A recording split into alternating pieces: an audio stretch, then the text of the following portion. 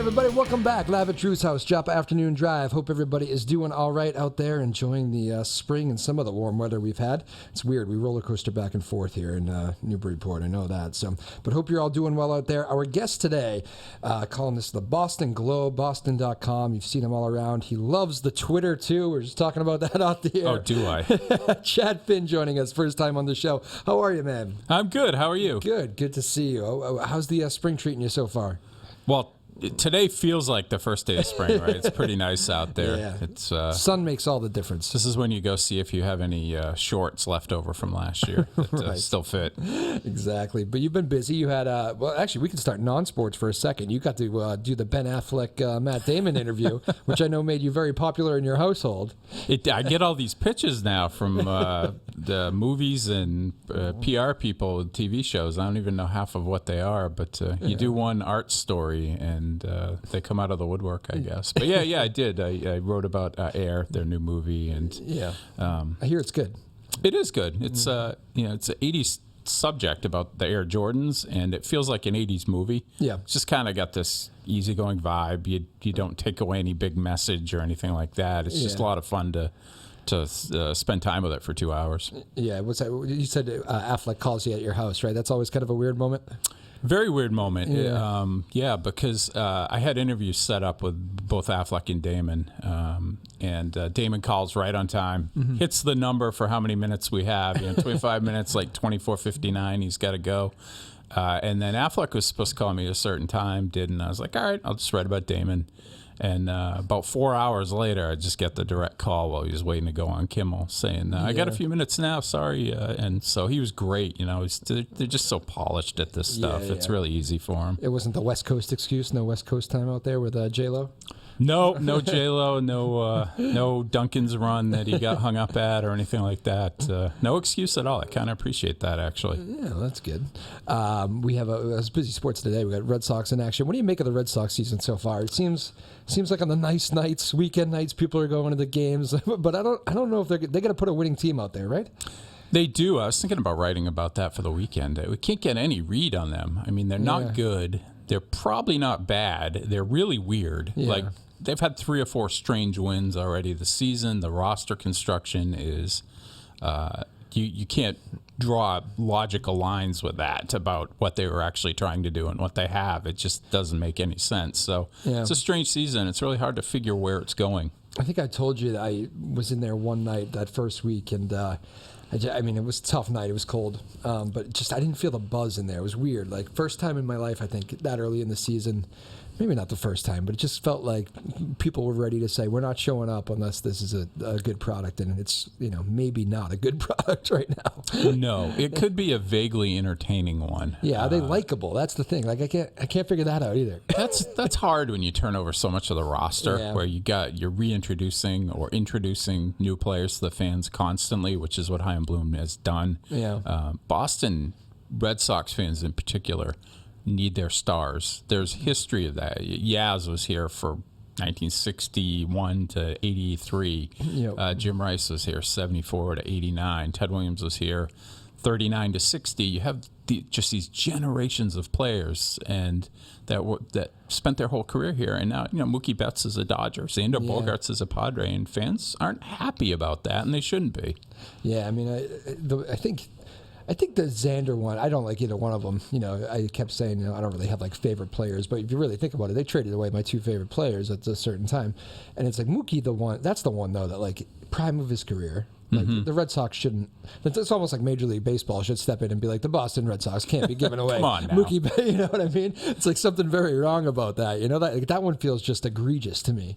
Well, they got about 10% value on the dollar in the trade too, which is great. Yeah, they get Alex Verdugo back, who's a fine player and off to a good start this year, but he's not Mookie Betts, and Mookie's a total package. Charismatic, put up huge numbers, MVP candidate. Kids liked him. Longtime turkeys fans on Thanksgiving for people. Yeah, good guy. And the Red Sox loved the notion that he was going to leave as a free agent. But if you connect the dots, I mean, they never came back to him with an offer after he told them what he wanted. And not to relitigate all of it, but they really like the impression that fans think he was never going to sign, because he would have. He said that over and over again, just didn't get the number he wanted. Yeah, I mean, that's a hard one for me. I think ownership, and I think a lot of sports, a lot of franchises, a lot of places here in Boston, they don't realize like that.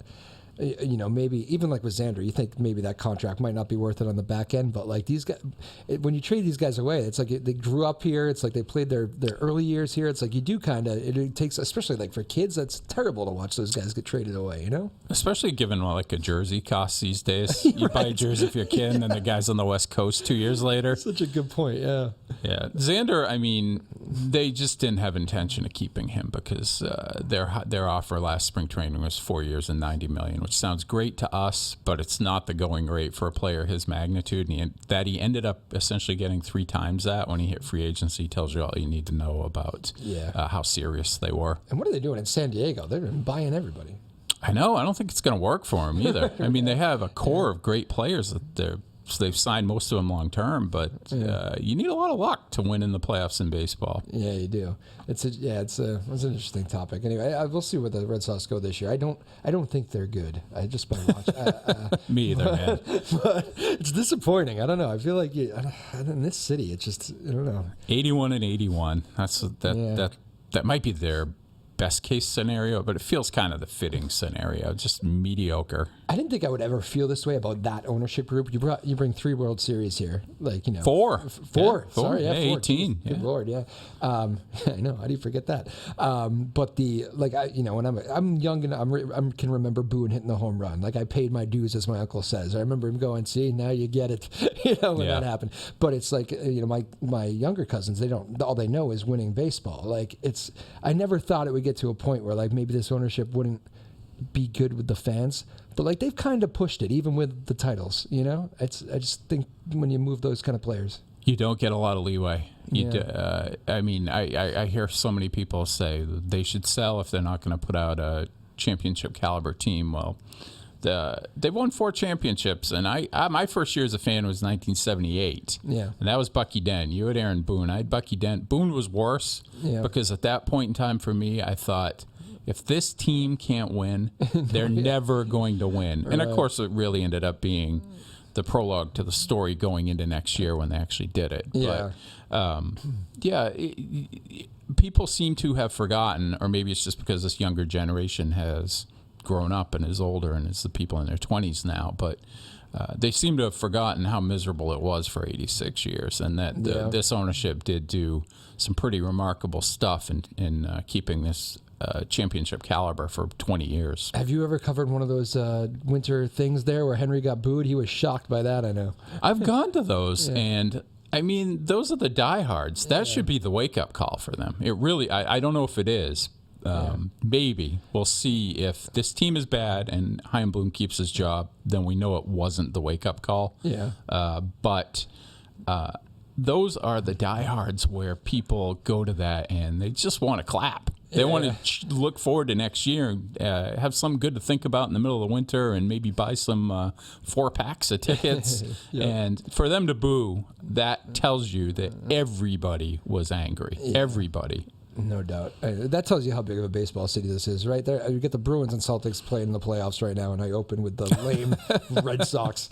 But enough about that. What do you make Bruins? Do we have reason to be worried about the Bruins after a loss there in the playoffs? 1 to 10 scale, I'd probably go like a 3. A 3 on the worry scale? Okay. Yeah. 10 being, we're in deep trouble here. But it felt like just a lot of things conspired against them last night. I mean, it was 2-2 going into the third period, and a little bit of a meltdown defensively. They were sloppy with the puck. Allmark the goalie, Linus Allmark, probably played his worst game of the season. And they really didn't generate a whole heck of a lot on offense against a Florida team that is a poor defensive team. Bruins are gonna score a lot of goals, but you do have to worry about Patrice Bergeron's health. He's clearly injured. He hasn't played in the first 2 games. And you think injured and not just this sick thing they're throwing around? Yeah, he's injured. They're admitting it's an upper body injury. Oh, have they said that? I didn't hear that. Okay. Yeah, last night I know ESPN mentioned that, and there was video of him looking just miserable. I think Dan Roach shot it. Oh. Yeah, he just looks like he's feeling something. Okay. I was out of the loop on that. See, didn't he get hurt at the end of the regular season? Last game, yeah. Last game, which they sat a lot of guys. They rested a lot of guys as they wrapped up the best record in NHL regular season history. I thought they played it pretty well and how they handled all of that, but it could be a regrettable thing if the series ends up being more complicated than they thought it was going to be. What was that year? Because, I mean, I keep saying, he must be feeling trust in his guys, because if it's Game 7, he would find a way. But what was that year when he had the, he almost had the collapsed, lung, right? They told him if he takes a hit the wrong way, he could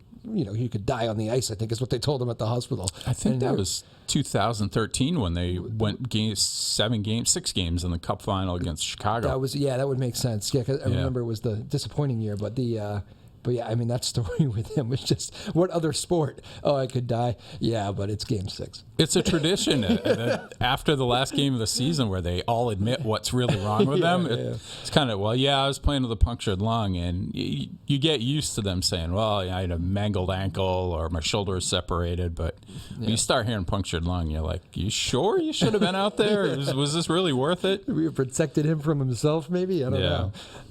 It's scary stuff. You have told me before, he's like your, I think I've told you this before. Everybody I've ever asked about Patrice Bergeron, I've never actually met him myself, but I've never heard one bad story. It's very unique to not have somebody catch somebody on a bad day in Boston 20 years in the same city and not have one bad story going around. I know. I mean, you even think about 2011 where those guys won the Cup and then they partied for 2 weeks, I think he was just the designated driver down to Foxwoods or something like that. But yes, he's just a kind, thoughtful, genuine person, and you'll never hear a bad word about him.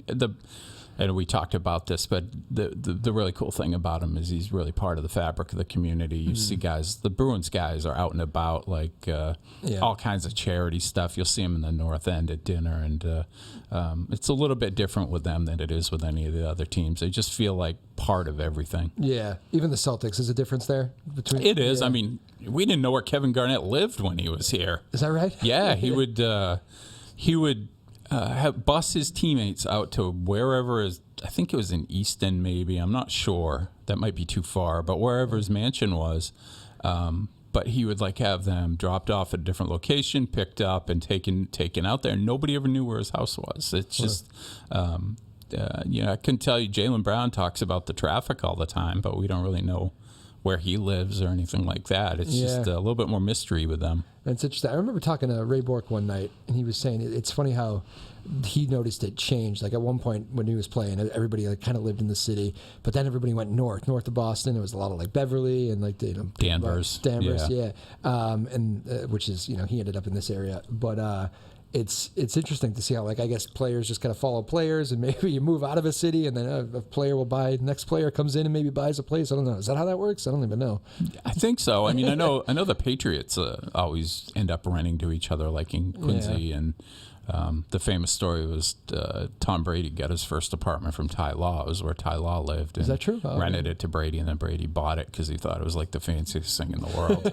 He's upgraded his taste since then, but Marina Bay, I think it was. But yeah, you tend to see players congregating in the same sort of neighborhoods and What stuff. was your history with Brady? Did you cross paths with him? Yeah, I covered the Pats a ton back from.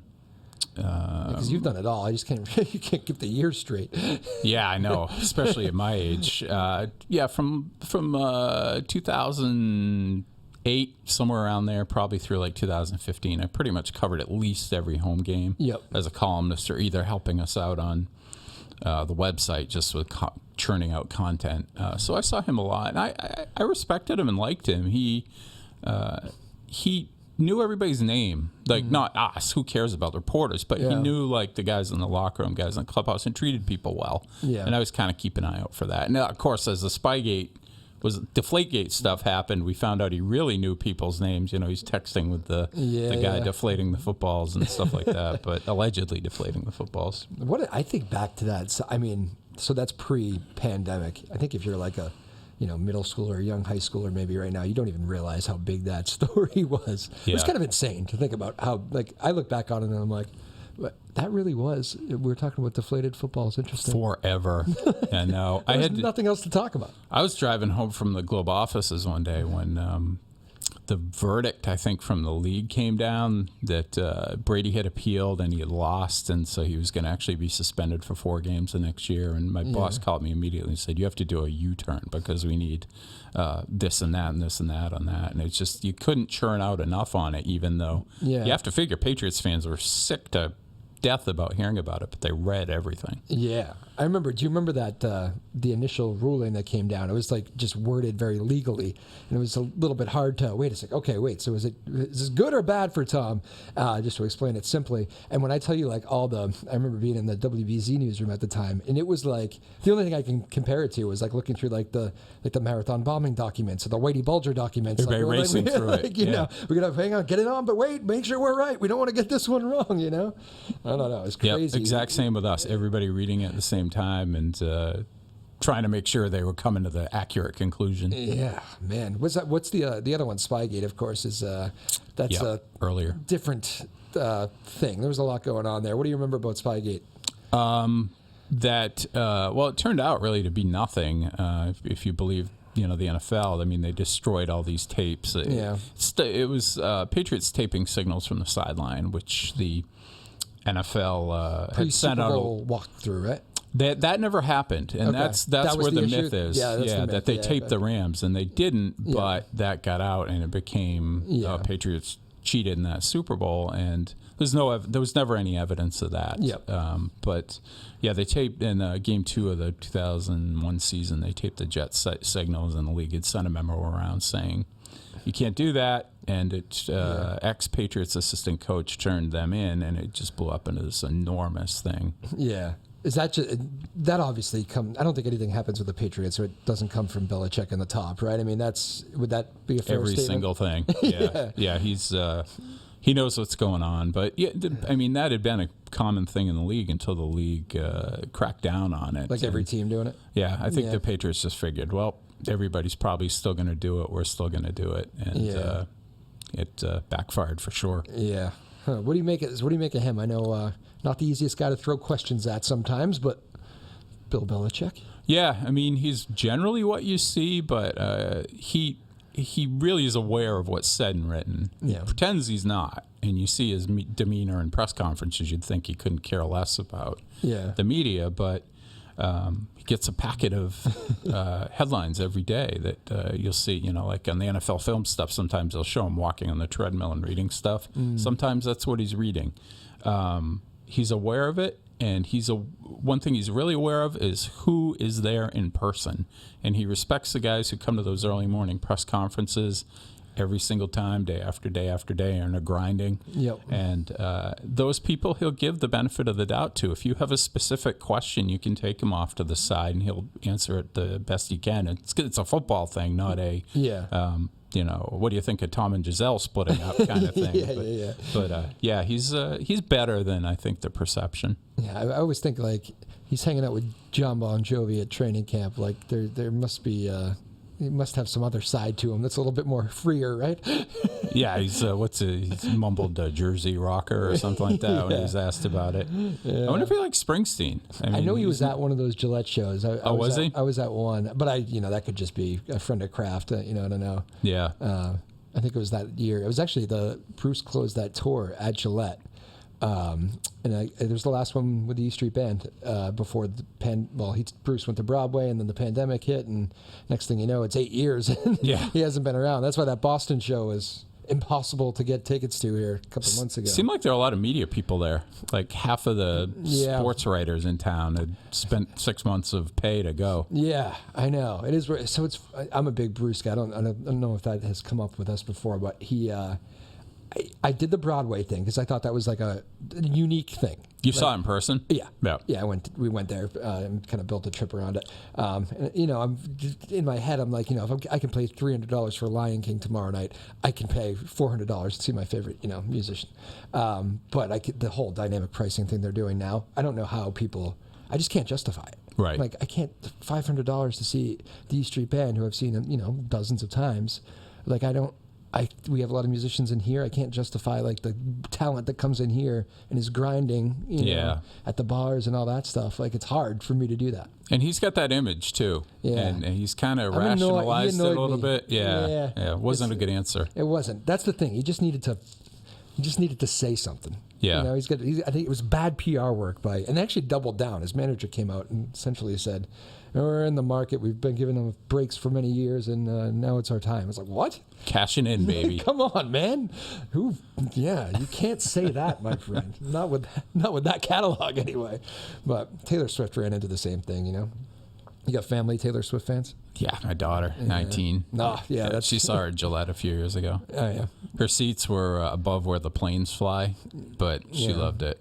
That is so you cover all these Patriots games. I've done I've done more concerts than football games. I always say you'd have to pay me to go to a Patriots game just because of my work schedule. It's like the full day. My buddies love doing the full day. They go out there, they do the tailgating, they do the day thing. I can't do it. I would rather watch it on TV most times. But my games I've taken in at Gillette, I feel it's just so high up. It's like it's something about the football stadium being in that balcony. 300 level. It's unbelievable. Yeah. I don't know how.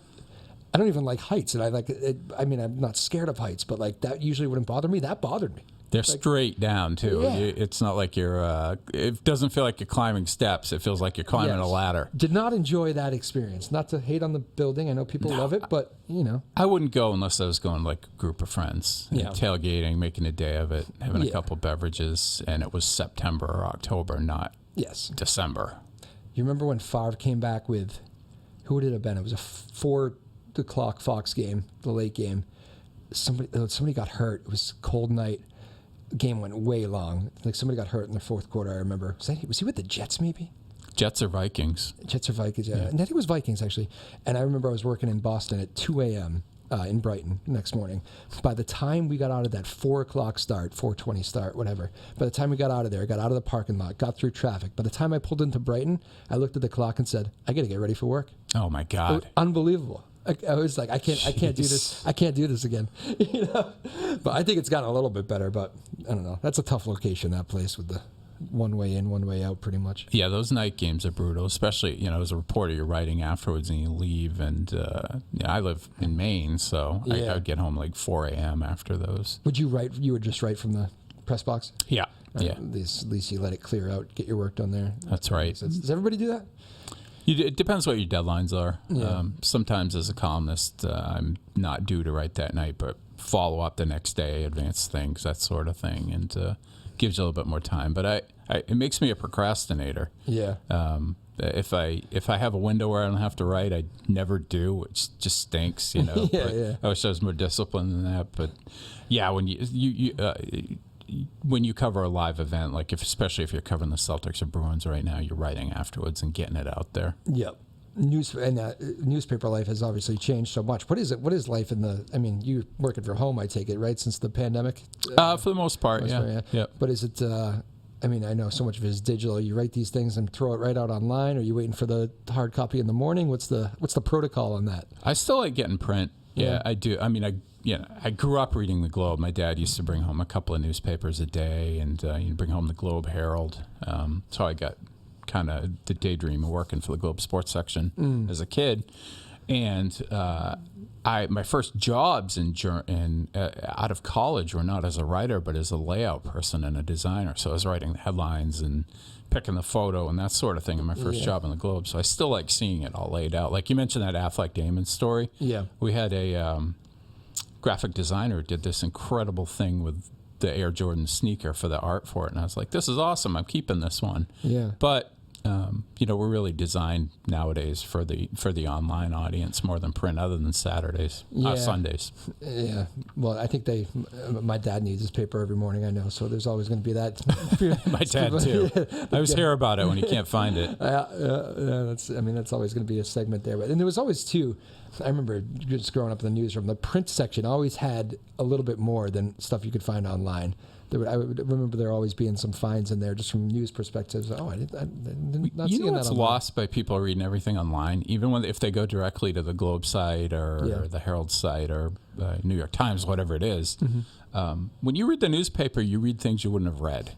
Like you're flipping through and you're like, this story, this movie review, I probably wouldn't have seeked that out online. And say you're a Boston sports fan, you going to the Globe website, you're going to finding the team that you care about. You're probably reading Shaughnessy's column, or if I'm lucky, mine, and but you're not skipping over to the business section to see the story about something new that's coming to town. Whereas with the paper, you probably are. Yeah, that's a really good point. I probably don't talk about that enough, because that's how you discover like other writers you like too, right? And then you become a fan for life too, you know? That's also how you end up in your bubble in life, you know, which is, not to get into that, but, everybody's so divided now, and you can find anything to agree with your own opinion. Yeah. Basically the Fox News model. Yeah. And, are they in the news right now about something? They are, yeah. They get a lot of money for settling. It's funny. Again, Chad Finn joining us here. So we're just kind of roaming around the whole landscape here. You mentioned Maine. You live in Maine. You also went to school in Maine. Head coach of the Boston Bruins, Jim Montgomery. You have a very unique story with him. Tell us that one. Yeah, I covered him when he was a player at the University of Maine. He had a lot more hair than he does now, probably quicker than he is now. But he was just a tremendous player, captain of a team that went 42-1-2 and won the national championship. And he won the national championship, scoring 3 goals in the third period. So he's had a really decorated career. But I've known him since we were in our early 20s, and it was quite a flashback to see him get this job, and it made me realize how long ago that actually was. Good guy. Great guy. Yeah, real good guy. And he's gone through some things in his personal life. He had an alcohol problem that he addressed that cost him his first NHL job with the Dallas Stars. And having known him in college, that wasn't not a total surprise. But then I think everybody in college is like that to some degree. But he's a real good guy, and I think you can see that in the way he's coached the team this season. So you were covering him as a student journalist? Is that how that worked? I was, yes. Yeah, I probably wouldn't have a career without him in that team, because they had 8 guys make the NHL. I think they had like 5 Olympians. They had Paul Kariya, who is an NHL Hockey Hall of Famer, and he was a freshman, and Montgomery, who had 300 points at Maine and just one of the greatest college players of all time. And that team and Jimmy opened doors for me to at places where they didn't know who I was, but they knew I was covering this team. They said, can you write this for us about this incredible college hockey team that might be the best of all time, as that season was unfolding. And I met a lot of people and got a lot of opportunities just from covering them. Does it surprise you? It probably doesn't. That like the hockey guys, it's pretty much known. It's a good Bruins locker room, good group of guys. Obviously, I think the Cassidy message probably got a little stale or whatever. Does it surprise you that they're all in on this guy? That this is a good fit for this group of players? Beyond my personal bias with that, no, it doesn't. Because they got sick of Cassidy's sarcasm. I think he just piles up. Weighs on you, and guys chirping at you and needling you day after day after day. And you're like a David Krejci who's been in the league for got here in 2007. Yeah. Why he jetted? Yeah. Really? Oh yeah. Simple as that. Yeah. Yeah. That's why he came back too as soon as I got a new coach. Yeah. And I suspect it's why Bergeron was thinking about retirement. Though he's never said anything along those lines. Just kind of feels like it parallels some of that stuff, but.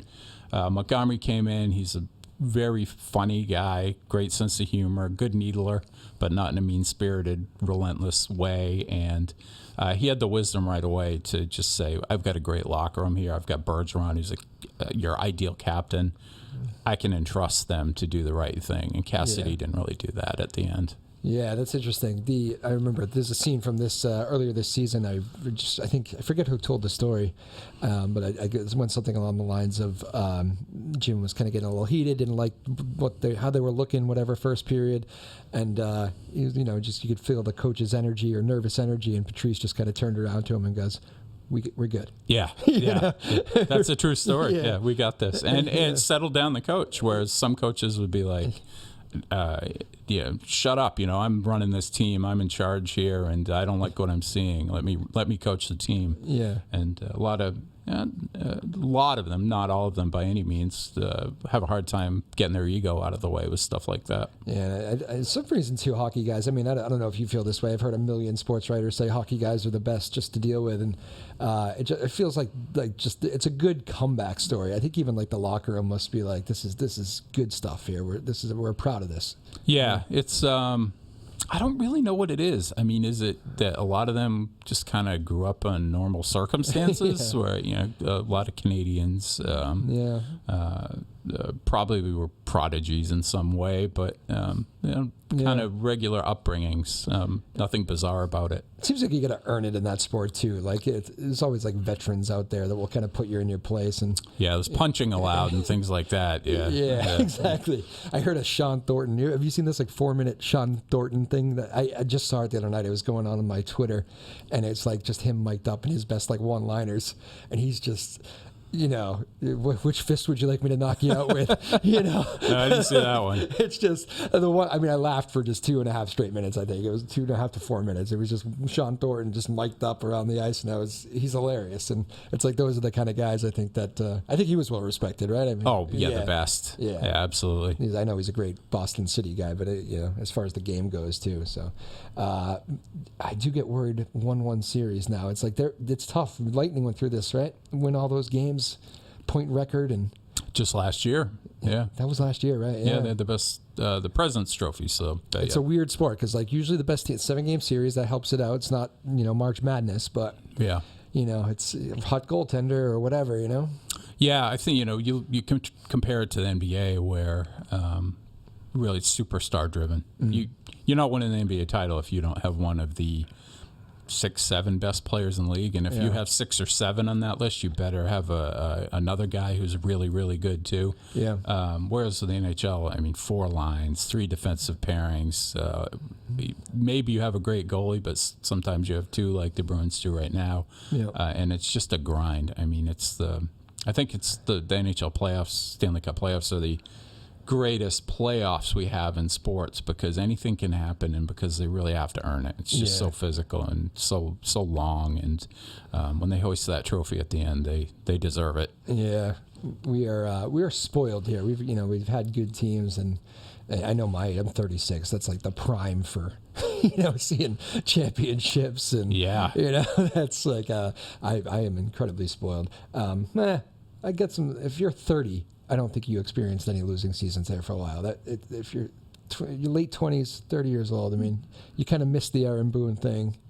Yeah. So if you were, if you were like a 10-year-old in 2001 when the Patriots won that first Super Bowl, so you're like 33, around 33 right now. I mean, you don't understand the angst. You don't recognize that the Patriots history is better than they get credit for, but they were a punchline a lot, and the Bruins just always seemed one player short for a long time, and the Red Sox just had anguish. Great teams, almost always a really good team, but always ended badly, and you can't relate to that. There was a day where we would have parades for one player who won in Colorado.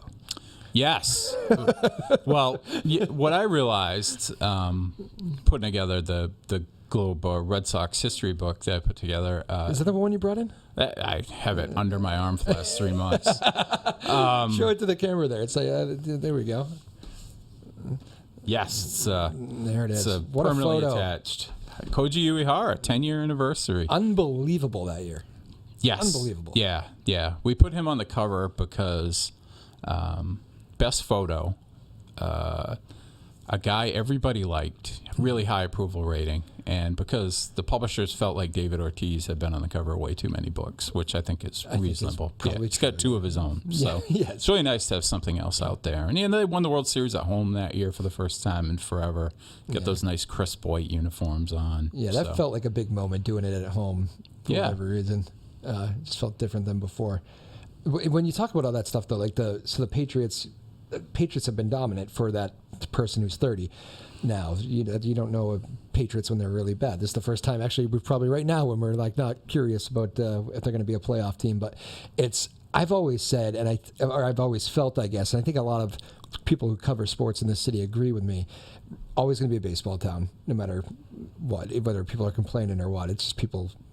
It's a Red Sox town. Is Bruins next on that list? The core of it, That's a good question. It's the Venn diagram of fans of all these 4 teams are pretty close to a full circle. Right. I think they probably do have the most passionate and reasonable fan base. I mean, they're nuts, but they understand if the team actually, like they lost to the Blues in the 2019 Cup Finals, they're not going to hate the team after that happens. Yeah. Whereas with the Red Sox, you might hate the team a little bit, and the Patriots' expectations are just they're insane. They still are. But you listen to dialogue on sports radio right now. It's all Mac Jones, and I guess that means the Patriots are driving numbers still for them in that regard. I guess. I struggle with that because I always wonder, like, you're good with you follow all that stuff. You dive Cover into media, those ratings, and so you get a whole different kind of feel for it than I do. I, for one, I think I'm in the minority. I believe I've told you this before, that I cannot listen to off-season football talk. I can't. I'm sorry. Doesn't interest me I do it for either. the games. Like I like to watch the games. Like I would rather talk about who's pitching tonight for the Sox or something, or today for the Sox. I just don't care. But it seems like everybody else does. And maybe it's the NFL draft world where all these, I don't know. I'm not into the draft either. Wake me up when they're playing week 1, but.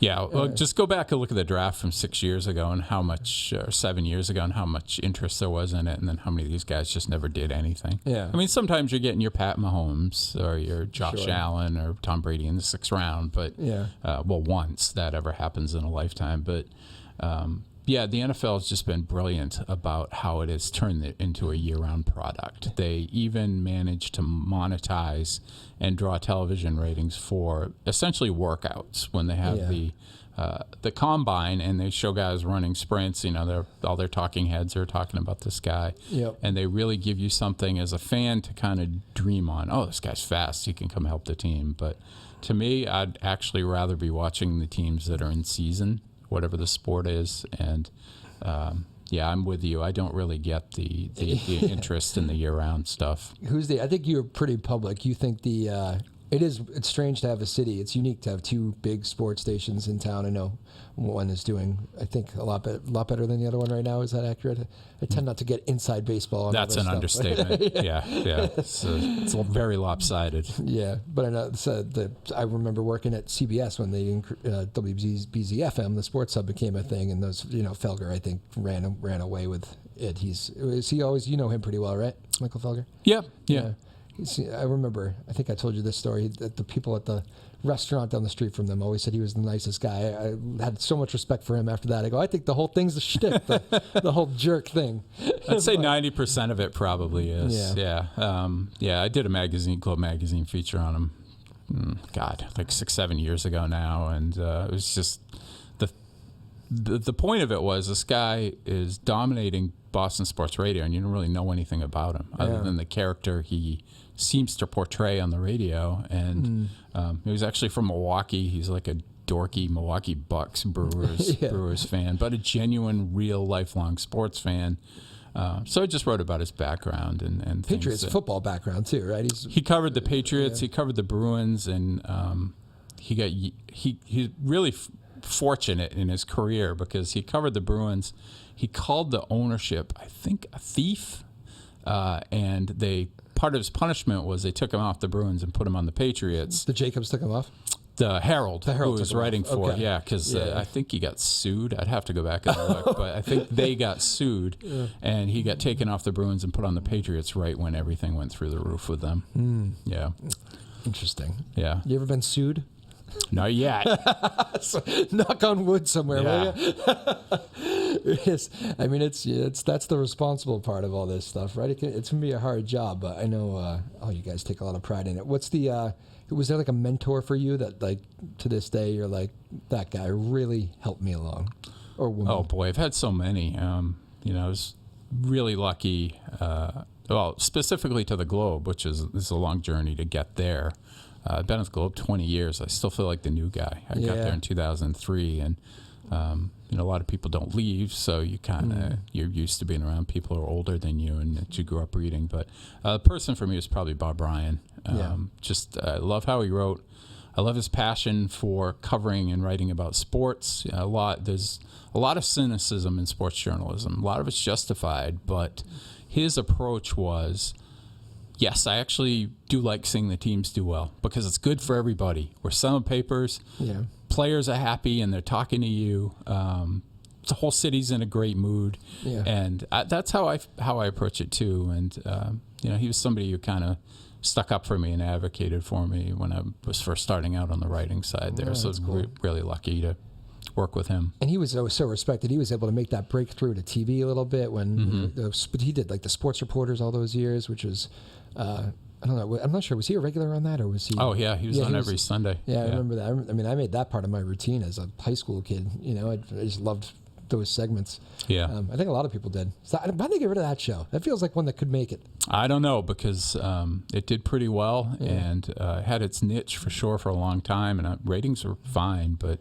just, ESPN's had a lot of changes in management, and when somebody new comes in, they always want to put their imprint on everything. I don't know if you've had that assignment yet, going through like what's on daytime TV, but I don't watch too much ESPN during the day or anything, but those shows that are on, I mean, I watched it one day, and it's like, it's madness. It's like it's yelling, it's energy, it's pointing, it's like I'm like, whoa, that is not for me anymore. I just I can't imagine being that. Energy is good, but this is like somebody told them to be through the roof Red Bull or something. I don't know. Yeah, debate shows, embrace debate. That was their motto. And Stephen A. Smith who's the primary one on ESPN. He's really good at it. Charismatic personality he's the highest paid personality at ESPN. So that spawns other imitators. And honestly, I cover sports media, but if I have that on, it's on mute. It's not, if something relevant is said on there, it's going to show up on social media. So there's no reason for me to give myself a aneurysm 3 days a week watching that stuff. Yeah, but you do go on Twitter, which I know is not healthy for you. No, social media probably isn't. But you know what? I like Twitter. I really do. You can shape it to what you want it to be. At least, Elon's changed a lot of things for the worse, and we'll see how that continues to go. But rough day for him. Did you see the rocket? No, what happened? Blew up. Oh boy. Yeah. Like legit, it came apart in the sky. Does he have a backup? Yeah, I think I was reading about it because I was like, you're watching this ball of like fire and things that spin out of control, which is not what's supposed to happen. And I was reading about it afterwards, and they're not expecting necessarily to have it right on the first time. It's some trial runs, and you learn from stuff. And that's a metaphor for Twitter if I've ever heard one. Right? Yeah. I think they probably were thinking they probably had it right, but it's not the biggest shock in the world. It's probably that something went wrong. It's not great for the brand. Not great for the brand. I think he's probably had better days, but anyway, sorry to the Twitter. You like the Twitter space? I do, yeah, because. It's really it's not beneficial to us as reporters. Like we all post our stories on there. You get no response to them in terms of clicks to the website. Facebook's a gold mine, but Twitter really doesn't convert. But I like the dialogue with fans, and I think it benefits me in that way. But there's a lot of trolls, obnoxious people, and I just block them like Dikembe Mutombo and move on. Not a troll, but a guest of this show is a very popular musician in town. Was I think trying to get you going on Marcus Smart last night, and he's probably blocked. I gotta go look this up. I'll show you afterwards. I don't think so, but I don't think you had him blocked. But yes, he's not a Marcus Smart fan. He probably got buried. The sports radio ratings came out yesterday. And that, I mean, those are the ones I don't respond to because everybody just has their opinion. Yeah, I like this guy, I hate that guy, I like this guy. And that buried anything having to do with anything I wrote about the Celtics. Yeah, ratings. So, I mean, they're so important. The whole ratings, people that don't know about radio ratings should go look into it. It's a crazy, I don't even want to get into it. It's too inside baseball, but it's... Well, when I first learned about it, I was like, this is how they measure? Exactly. It seems really easily manipulated. A little loose. Yeah.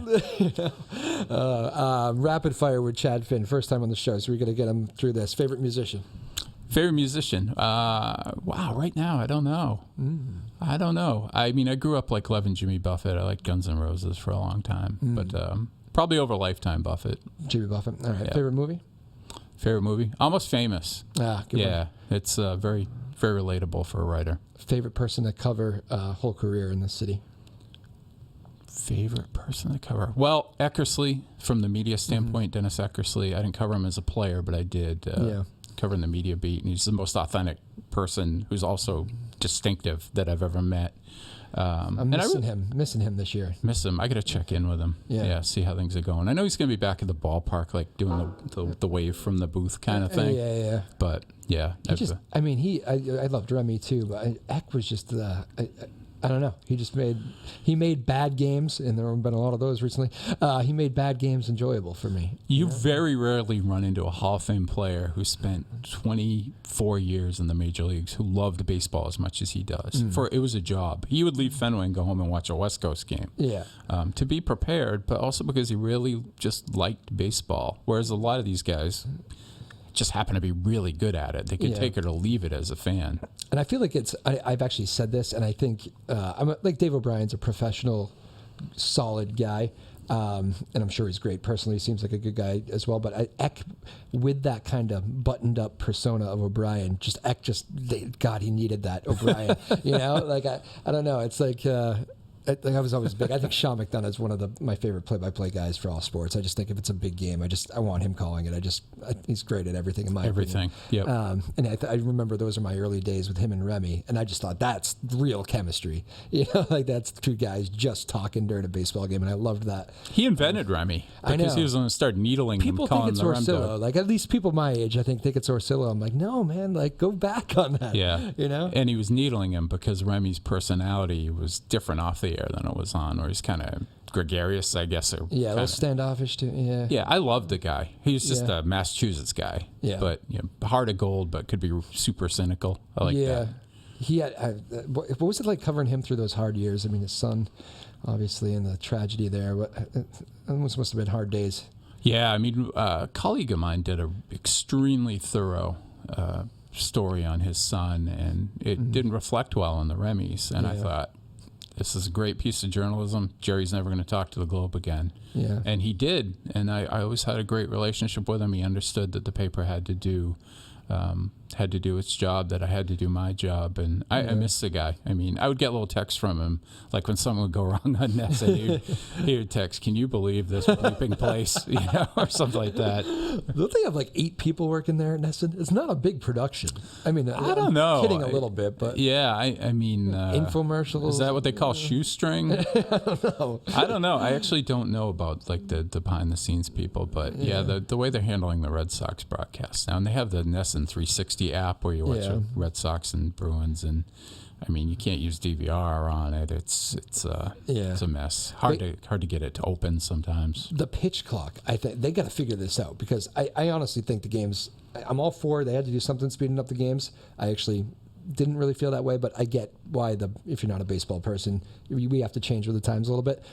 They're struggling with the production of these games. I mean, unnaturally going to commercial breaks, missing pitches when you come back. It's a disaster. I don't think it's just them. I think it's probably the whole league. But the pitch clock and this whole effort to be quick is You almost got to maybe pause for a second here. Yeah, Nesson was missing pitches last year because they cram in as many reads and as many ads as they can. Yeah. And now it's cut to the point where when you mentioned Dave O'Brien, when the third out's made, strike three, he doesn't tell you the score. They just go right to commercial. That's strike three, and then, get FW Web commercial. I've seen him still something. talking. I've heard they've cut him off mid-sentence before. Yeah, I mean, it's immediate. Yeah. It's over, and we're getting to this break. Yeah. And, that's jarring for a viewer. And it's not, they shouldn't be doing it. They shouldn't be doing that. No. Last question for Chat Fan. What's your favorite sports story out there right now? Favorite sports story right now? Is it Monty? They call him Monty, right? Monty? Well, not after last night's game. You know what? For me, it's the Celtics because I love this team. I love this team. They have great chemistry. The pieces all fit. They should win the NBA title this year. But things can go wrong. Rob Williams looks fantastic. He has a history of injuries. Yeah. Jaylen Brown's got this cut on his hand. You don't know, but whether that's affecting him. But to me, the Bruins are obviously the story everybody's interested in because of the season they had. But to me, the Celtics are even a little bit more compelling. Just are they going to be able to take that next step this year? Yeah. And I lied. Last one. Best parade you ever went to? Because I know you covered a bunch of those. Oh yeah, Bruins parade, 2011 for sure. Just a gorgeous, perfect weather day in Boston. Today feels a little bit like that. Actually, it's a little cooler, but the whole city felt like the whole city was there. Everybody was in a great mood. That was by far my favorite. And when the Red Sox win or when the Patriots win, the weather usually stinks. Yeah. You might get a nice October day for the Red Sox. So the Patriots, it's going to be in February. I mean, it's no time for the duck boats. That is true. Is it actually that Bruins team though? Didn't they get like a call from like some police or mayor? Do you know the backstory on that? Like that said, boys, I don't know, but I believe the party it. In a way. Yeah, I mean they went wild, and I remember there was a receipt from one of their visits. It might have been one of the casinos in Connecticut or something like that, but it was thousands and thousands and thousands of dollars. I remember reading through that whole receipt. They weren't ordering apps. Yeah. Exactly. Hilarious. Well, Chad Finn, man, it was so good of you to do this. I know you're a very busy man. Thank you for coming to our Newburyport studios. It's been fun. Hope you enjoyed yourself. Yeah, I had a great time. Awesome, man. We'll do it again, and good luck. You want to throw some social media out there for people, or do you even want people to follow you anymore? You're sick of people. We're treading water on social media. I'm at Globe Chad Finn, and you can find me on Instagram too, but that's tends to be more of a personal account. All right, man. Well, thanks for making the trip. We appreciate it. Thank you to Sarah Blackstone, Sarah Hayden, our small but mighty crew here in Newburyport. We thank you all so much doing all the hard work, and we will see you all next time. All right, live at Drew's house, Joppa Afternoon Drive. Peace.